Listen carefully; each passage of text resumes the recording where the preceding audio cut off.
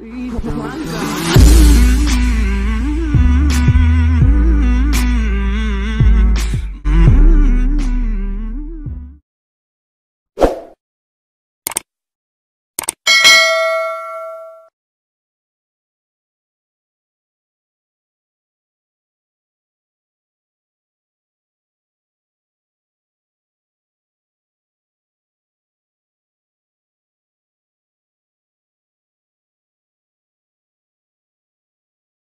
Asyhadu Asyhadu alla Allah ilaha ilaha illallah illallah wa asyhadu wa asyhadu anna anna Muhammadan Muhammadan Rasulullah. Rasulullah.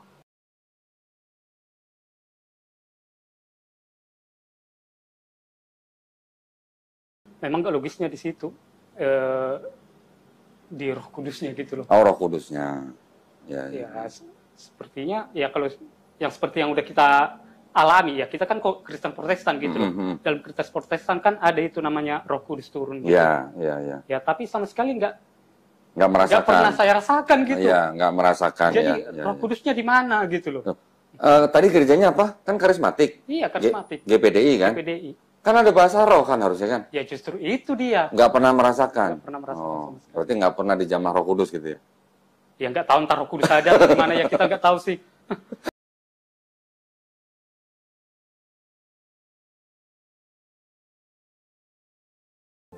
Hari ini Tuhan, Roh Kudus Kau berikan roh hikmat dan wahyu. Yes, dia sedang bergerak bekerja, dia sedang berjalan. Saya lihat dia berjalan. Terus, dia mau buka suaranya, buka. Terima dalam nama Yesus. Yang haus.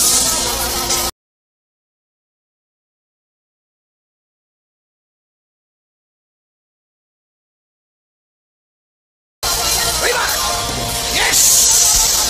Terus. Roh Kudus. Yes. Terus lebih lagi yang biasa. Jangan tahan.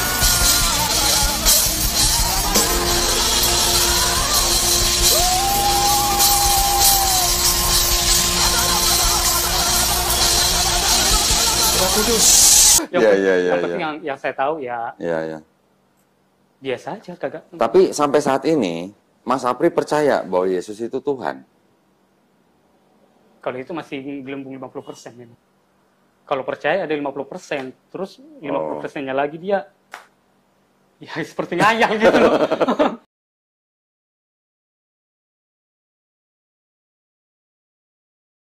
Kalau dalam Alkitab kan kita memang diajar mulai dari kecil nih. Saya kan udah belajar mengenai kasih gitu. Di dalam Alkitab ada yang bilang mengasihi musuh. Iya.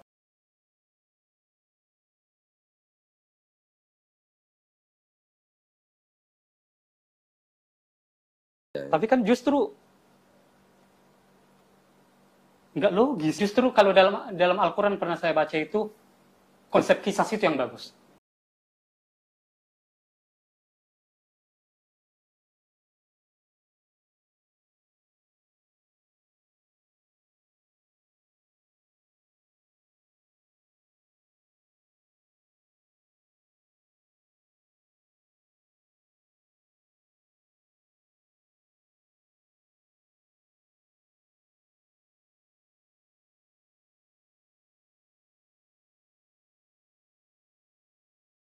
Pernah baca Quran?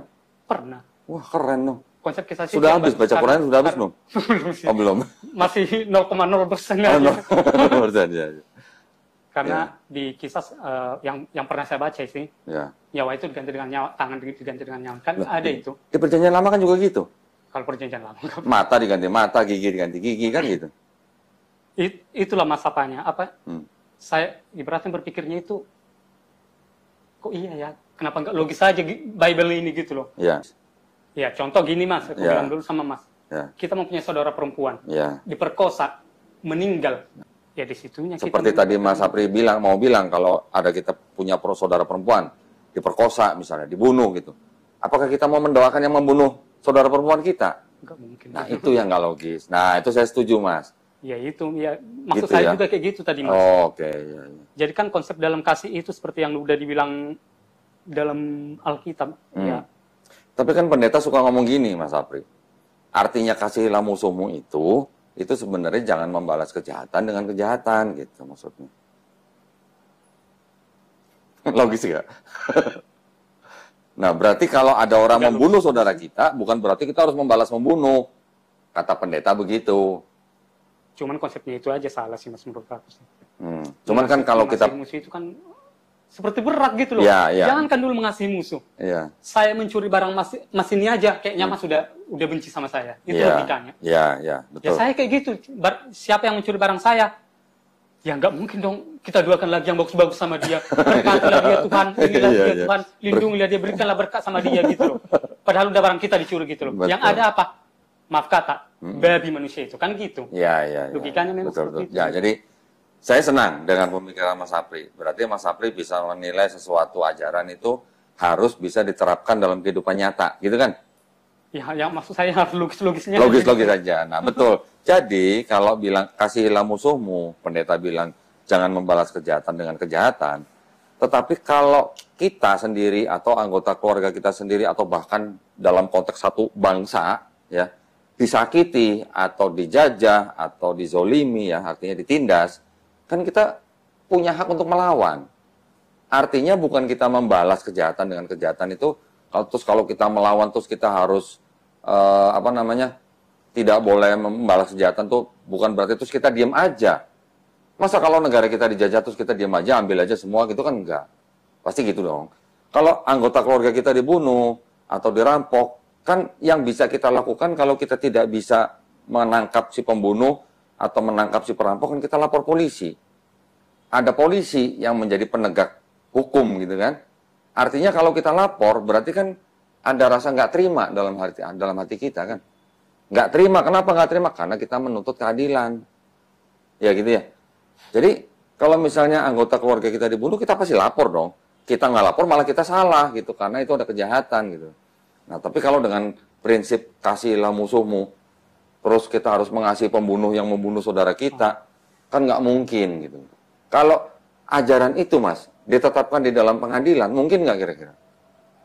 Di dalam pengadilan nih, kasihilah musuhmu gitu. Kosong penjara, Mas. Betul nggak? Betul kan? Iya, masih. Sekarang kalau negara kita dijajah, penjajah datang, kasihilah musuhmu. Gimana? Apa kita kasih semua barang-barang dari sumber daya alam kita gitu ke penjajah? Kan enggak kan? Pasti kita lawan, kita usir kan? Tujuannya kita usir apa? Supaya apa? Ya, supaya kita sejahtera lagi. Nah, supaya ada perdamaian kan? Jangan orang menjajah bangsa lain, kan begitu.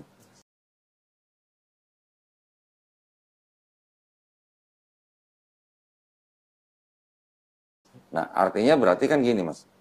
Ini mohon maaf ya. Kita kan ngobrol nih ya. Kita sharing nih. Waktu zaman Yesus masih hidup, kalau kita baca Bible, bangsanya Yesus bangsa apa? Yahudi kan? Bangsa Yahudi. Bangsa Yahudi waktu itu juga sedang dijajah, Mas. Yang jajah bangsa apa? Romawi kan? Romawi kan, betul kan? Nah, kan Yesus yang nyalib Yesus kan tentara Romawi kan, Mas? Bangsa Yahudi sedang dijajah oleh bangsa Romawi. Nah, sekarang di dalam Bible yang ditulis berapa puluh tahun setelah nggak ada Yesus, ditulisnya katanya di Romawi, yang nulis orang-orang yang berpendidikan, terus dibaca sama orang-orang Yahudi. Bacanya apa? Kasihilah musuhmu. Nah, musuhnya bangsa Yahudi ini siapa? Ya, bangsa Romawi. Bangsa Romawi. Terus bangsa Yahudi suruh kasih bangsa Romawi gitu. Padahal bangsa Romawi itu yang menjajah bangsa Yahudi. Satu. Yang kedua, di Bible juga dikatakan, bayarlah pajak kepada kaisar. Nah, kaisar ini kan dari Romawi. Bangsa Yahudi kan nggak punya kaisar. Kaisar ini kan yang menjajah bangsa Yahudi. Suruh bayar pajak ke kaisar. Gitu. Ke kaisar Romawi ya. Ya. Terus di surat-surat di Paulus juga dikatakan, takluklah atau tunduklah kepada pemerintah. Pemerintah pada saat itu siapa? Bangsa Romawi kan. Bahkan Paulus mengatakan pemerintah itu berasal dari Allah. Mungkin nggak pemerintah Romawi itu berasal dari Allah untuk menjajah bangsa Yahudi? Logis nggak kira-kira, Mas? Enggak logis. Enggak ya. Terus Paulus juga menulis, bayarlah pajak dan cukai kepada yang berhak. Yang mengurus pajak dan cukai itu adalah pelayan-pelayan Allah, katanya. Bangsa Romawi, yang ngurus pajak dan cukainya orang Yahudi, itu pelayan Allah, kata Paulus. Kira-kira logis nggak? Enggak logis. Nggak logis. Jadi, kalau ada penjajah datang ya ke sebuah negara, mau menjajah, terus dia bawa kitab suci katanya, yang ajarannya kasihilah musuhmu, bayarlah pajak kepada kaisar atau pemerintahmu gitu. Nah, kira-kira berarti ajaran kasihilah musuhmu itu kira-kira bisa nggak disebut itu sebagai ajaran penjajah supaya orang yang dijajah nggak berontak gitu? Bisa nggak begitu? Hah? Karena tulisan-tulisan itu ditulis berapa puluh tahun setelah nggak ada Yesus. Ditulisnya di Romawi oleh orang-orang yang berpendidikan. Yang ngomong siapa? Yang ngomong orang-orang ahli-ahli perjanjian baru sendiri. Bukan saya ngomong gitu. Ada buku-bukunya ada yang ngomong gitu. Jadi kalau bilang kasihilah musuhmu untuk bangsa Yahudi yang saat itu sedang dijajah oleh Romawi, ngasihilah musuhmu kan musuhnya orang Yahudi kan Romawi. Berarti kalau suruh mengasihi bangsa Romawi berarti kan nggak boleh berontak kan? Nah, jadi bukan hal yang baru gitu buat Kristen timbul dengan pola yang sama gitu. Nah, terus kok ajarannya kasihilah musuhmu gitu. Bayarlah pajak kepada pemerintahmu gitu. Tunduklah kepada pemerintahmu. Kalau pemerintah kita yang resmi, kita yang pilih, benar ya, wajar ya. Tapi kalau pemerintahnya penjajah gimana? Kita suruh tunduk sama penjajah gitu, nggak boleh berontak gitu, nggak boleh ngusir gitu. Kan enggak gitu ya. Datang itu ke Indonesia mas ajaran dibawa oleh Belanda kan. Belanda datang, bawa kapal, bawa meriam, bawa bedil, sambil bawa misionaris. Misionarisnya bilang sama penduduk-penduduk, kasihilah musuhmu, gitu. Nah, saya punya nih, Bos, Bible nih. Ini namanya apa? The Negro Bible. Bible untuk orang Negro.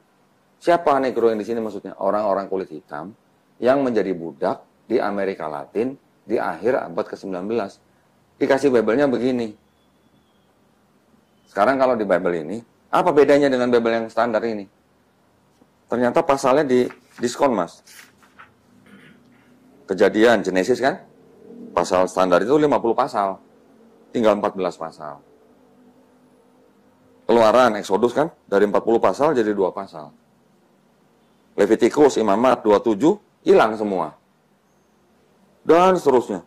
Ini banyak yang nol tuh. Jadi banyak pasal yang dibuang-buang gitu.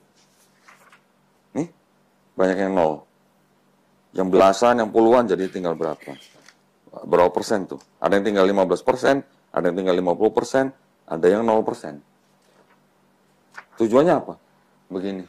Kenapa kok kalau kitab suci kok ayatnya bisa dibongkar pasang gitu? Tujuannya apa? Supaya negronya nggak berontak, budaknya nggak berontak. Pernah lihat ini, Mas? Nggak pernah lihat.